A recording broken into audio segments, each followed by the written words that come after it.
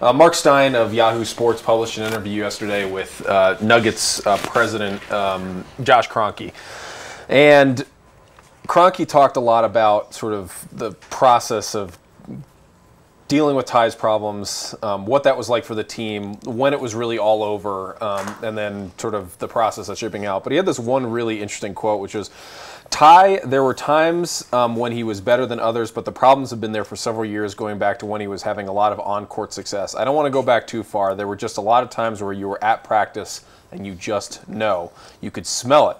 You know there was probably deeper issues than he would probably let on. So what he basically said there was that Ty was showing up to practice drunk.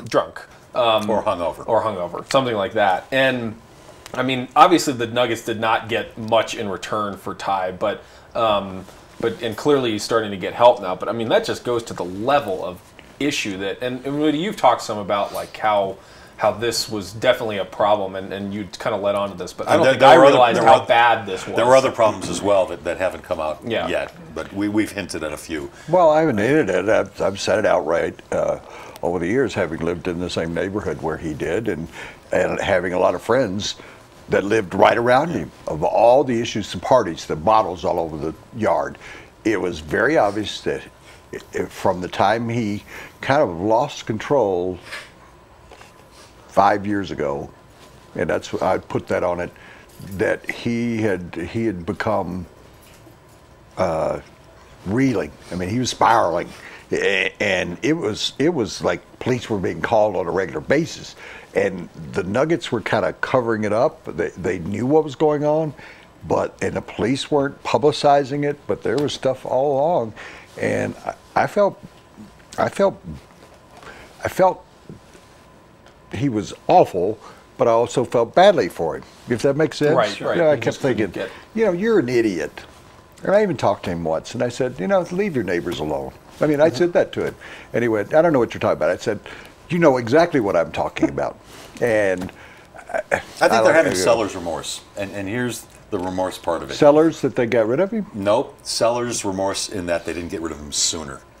Oh, yeah. I talked with the Nuggets exec last night. He basically said to me, our biggest mistake was not moving him before this. Trade deadline. Yes, before this last DUI. Right.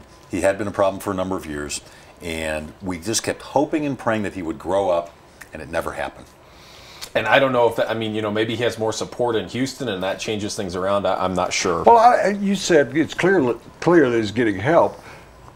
But is he going to accept the help? Yeah. He could be out there for 30 days and at the end of it go, I did my time kind of thing. Yeah. And go right back to the lifestyle. I mean, do you think it's reasonable that he could be out of the league here in a year?